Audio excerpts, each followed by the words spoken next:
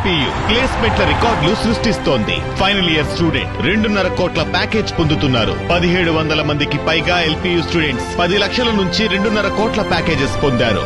విద్యా విప్లవం ప్రారంభమైంది లవ్లీ ప్రొఫెషనల్ యూనివర్సిటీలో.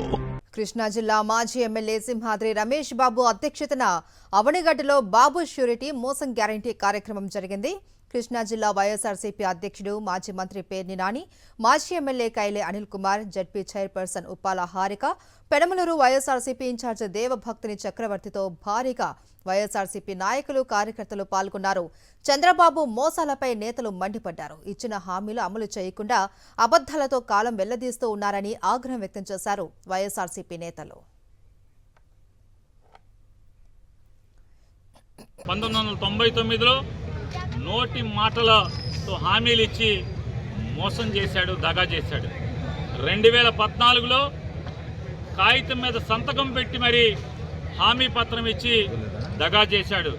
2024కు వచ్చేప్పటికీ తన సంతకానికి కూడా విలువ లేక పక్కన పవన్ కళ్యాణ్ అనే అతను ఇంకొకటి సంతకం పెట్టుకుని తోడు సంతకం పెట్టించి హామీ సంతకం పెట్టించి ఇవాళ ఎంత నీచానికి దిగజారంటే ఈ దగా చేయటంలో, మోసం చేయటంలో కొత్త పంతలు తొక్కేటువంటి పరిస్థితిలో నారా చంద్రబాబు నాయుడు గారు వచ్చాడు.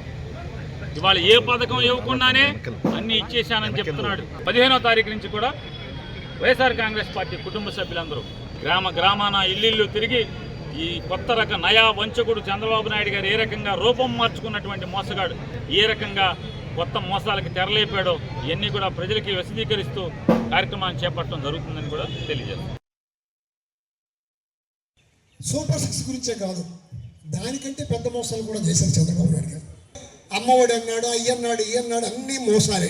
ఆ మోసాలతో పాటు ముఖ్యంగా ఇక్కడ వ్యవసాయం మీద ఆధారపడిన రైతులకి సుమారుగా ఎకరం ఉండోళ్ళకి 30,000, 10 ఎకరాలు ఉంటే 3 లక్షల రూపాయల లాస్.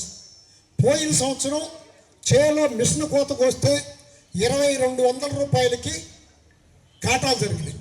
ఇప్పుడు లేదు, 1,600, 1,700 కొనేవాళ్ళకి ఇబ్బంది పడుతున్నారు. ఏదో బ్రహ్మాండంగా ఉద్ధరించేసామని చెప్తారు.